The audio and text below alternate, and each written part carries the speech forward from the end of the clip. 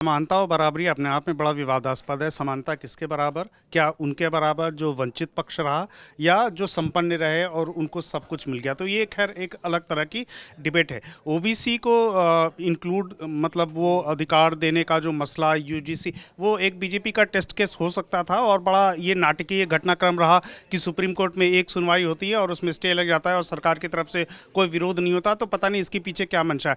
मैं सुन रहा था डॉक्टर सुखदेव थोराट को, जिनकी कमेटी पर 2012 में ये रेगुलेशंस लागू हुए थे और उनकी कमेटी का जो गठन था 2006 में यूपीए की सरकार, मनमोहन सिंह की सरकार ने किया था और उस टाइम पर एम्स में ऐसी कुछ घटनाएं हुई थी।